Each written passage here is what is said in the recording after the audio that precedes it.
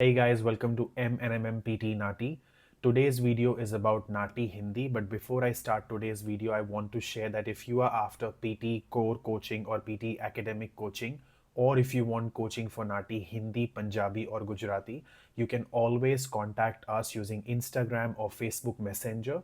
Simply search for MNMMPT Nati, or there is link for Instagram and Facebook Messenger in the description given below. You can use that link, contact us, have a chat with us, talk about what is your desired score, what exam do you want to clear, and we will tell you what is the best possible way to clear your exam so that you don't end up wasting your time, energy, and most importantly, along with time, money as well, right? So let's get started. And also, if you're after prediction file for Nati Punjabi, Hindi, or Gujarati, you can again contact us using the same medium, which is Instagram or Facebook Messenger. अब क्योंकि हम नाटी हिंदी की बात कर रहे हैं, तो ये पूरी वीडियो अब हम हिंदी में बनाएंगे ताकि हमें समझ में आए कि मैं क्या आज कहना चाह रहा हूँ। ठीक है, तो जब भी हम नाटी करते हैं, सबसे पहला जो हमारा चैलेंज है, चुनौती है हमारे लिए, वो क्या आती है कि हमें नोट्स लेने में दिक्कत आ रही है। स्पेशली जब एक सेगमेंट बहुत बड़ा होता है, 35 वर्ड का लेट से एक सेगमेंट आ गया, तो उसमें अब हम नोट्स कैसे लें, है ना? क्योंकि अगर नोट्स ही अच्छी नहीं ली हैं तो बोलेंगे क्या? जब तक उनका बोलना खत्म होगा, हमारी नोट्स ले ली हमने, उसके बाद हम मेमोरी के दम पे नहीं बोल सकते। हमारी याददाश्त शक्ति बहुत अच्छी है, बहुत बढ़िया, लेकिन अगर नोट्स नहीं अच्छी ली है तो आप नहीं बोल पाओगे, क्योंकि हम मीनिंग चेंज नहीं कर सकते हैं सेगमेंट का, हमें एग्जैक्टली सेम मीनिंग रखना होगा। तो मैं हमेशा मेरे स्टूडेंट्स को दो चीज़ें बताता हूँ नोट टेकिंग के लिए। ठीक है, लेट्स से नोट टेकिंग की बात कर रहे हैं हम, और दो चीज़ें जो मैं बताता हूँ वो ये है, फर्स्ट जो है वो है अंडरस्टैंडिंग द स्टोरी। अब अंडरस्टैंडिंग द स्टोरी का क्या मतलब है, यहाँ पर मुझे ये समझना है कि कभी कभी आप पिक्चर देखने जाते हैं, ठीक है, लेट्स से आप 2-3 घंटे की पिक्चर देखते हैं। अब तो खैर 3 घंटे की पिक्चर बनती नहीं है, पहले जब बनती थी 3-3 घंटे की पिक्चर बनती थी, 2 घंटे की पिक्चर बनती है, 2.5 घंटे की पिक्चर बनती है। आप पिक्चर देख के आते हैं, आपको डायलॉग याद रह जाता है कि हीरो ने ये डायलॉग बोला था, हीरोइन ने ये डायलॉग बोला था, ऐसा सीन था, वो था, ये था। जबकि आपने पिक्चर शायद एक ही बार देखी होगी, और शायद मैं आपको 5 साल बाद भी पूछूंगा ना कि वो पिक्चर देखी है, तो आप बता दोगे कि हाँ मैंने ये पिक्चर देखी है, उसमें ये डायलॉग बड़ा प्रसिद्ध हुआ था कि, है ना, फलाना फलाना डायलॉग जो भी बोला गया था। क्यों? क्योंकि आपने केवल उस पिक्चर को सुना नहीं है, आपने उसको समझा भी है। जब आप किसी चीज को सुनते हैं और साथ ही साथ समझने की आप कोशिश करते हैं, तब वो आपकी याददाश्त शक्ति में लंबे समय तक रहती है। और यही हमें करना है। जब हम एक सेगमेंट सुनते हैं, तो सिर्फ सुनना नहीं है नोट्स लेने के लिए, सुनने के साथ साथ साथ साथ समझिए कि जो वो स्पीकर है वो क्या कहना चाह रहे हैं, क्यों बोल रहे हैं, किसको बोल रहे हैं, क्या उनका अर्थ निकलता है जब वो कुछ कुछ बोल रहे हैं। और जब आप उसका मीनिंग, उसका अर्थ समझ जाएंगे, तब आपके लिए आंसर करना बहुत ही सरल हो जाएगा। ठीक है, so understanding the story is extremely important.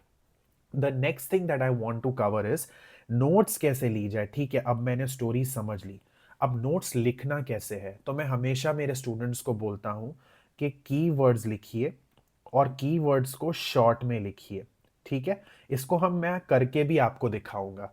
अब कीवर्ड्स लेने हैं और शॉर्ट में लिखने हैं। मतलब क्या होता है, जब भी आप एक सेंटेंस सुनते हैं, लेट्स से सेंटेंस 10-12 वर्ड का है, अब हर एक चीज तो आप लिख नहीं सकते ना। अगर आप हर एक चीज लिखने बैठेंगे, तो कैसे आपकी नोट टेकिंग कंप्लीट होगी? पूरा का पूरा सेगमेंट हम जब लिखने लगते हैं, तभी हमारी नोट टेकिंग फिनिश नहीं होती है। 10-12 वर्ड के सेंटेंस में शायद 3-4 कीवर्ड्स निकलते हैं जो हमें लिखने हैं, और शॉर्ट में लिखने हैं, और उनकी हेल्प लेके हमें हमारा मैसेज डिलीवर करना है। अब इसको करके देखते हैं, तब ज्यादा समझ में आएगा कि मैं क्या कहना चाह रहा हूं। अब जो पहला सेगमेंट करेंगे, उसमें हम एक काम करते हैं कि हिंदी सुनते हैं और इंग्लिश, ऑब्वियसली हम नोट्स लिखेंगे और फिर इंग्लिश में बोलेंगे। पहले वो करके देखते हैं, एंड फिर समझते हैं मैं क्या कहना चाह रहा हूँ। ठीक है, मैं आज यहाँ पर अपने निबंध के बारे में बात करने आया हूँ, जो आपने मुझे असाइनमेंट में दिए थे। मैं उसे समय पर पूरा नहीं कर पाऊँगा।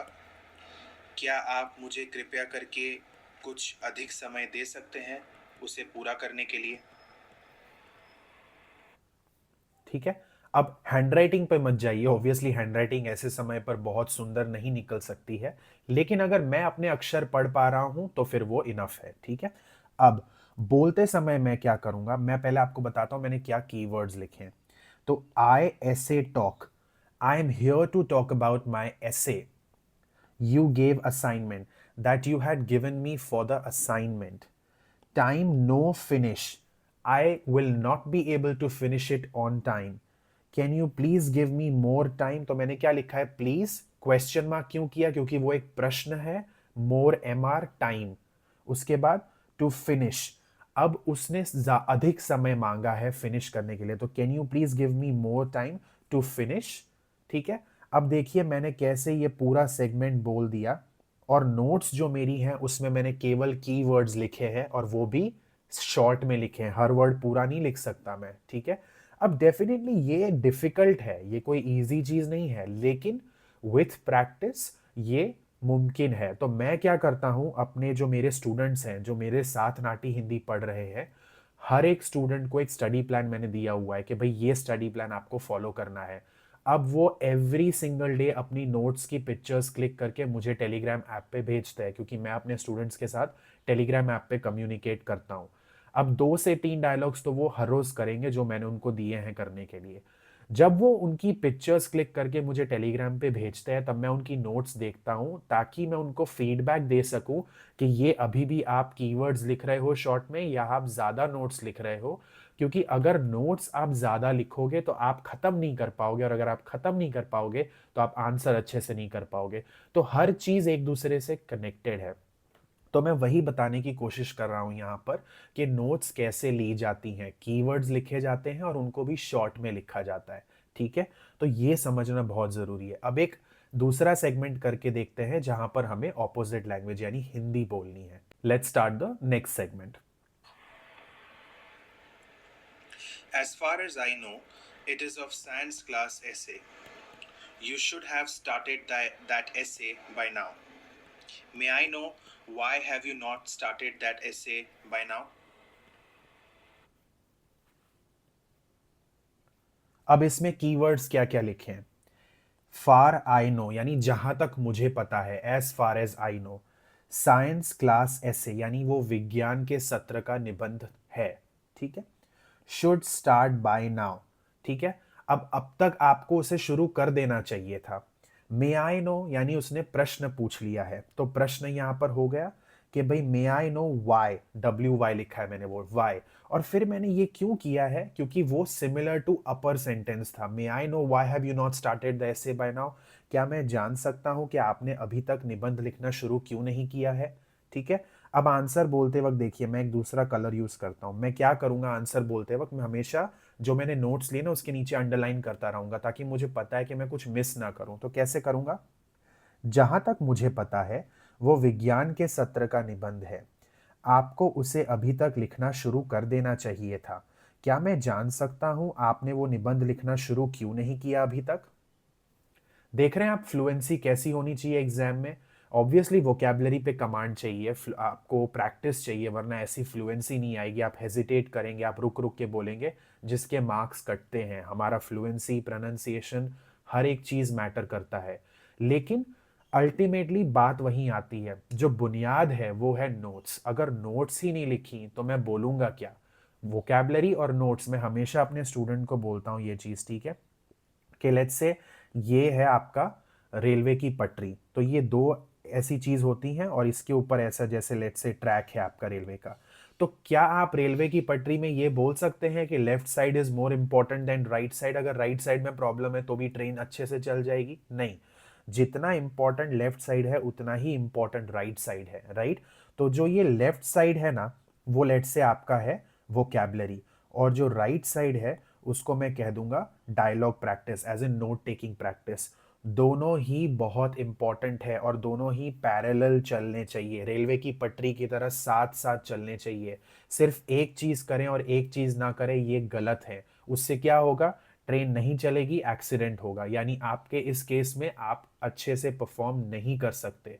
तो रेलवे की पटरियों को याद रखिए, कैसे दोनों साथ साथ चलती हैं, वैसे ही वोकैबुलरी और नोट टेकिंग की प्रैक्टिस साथ में चलनी चाहिए, तभी आपके आंसर्स फ्लुएंट और क्लियर आएंगे। अगर आपको नाटी हिंदी की हेल्प चाहिए, मुझसे बात करना चाहते हैं ताकि मैं आपकी एग्ज़ाम क्लियर करवा के रहूं, जो मैं करवा के ही रहता हूं, तो आपको बस मेरा स्टडी प्लान फॉलो करना है।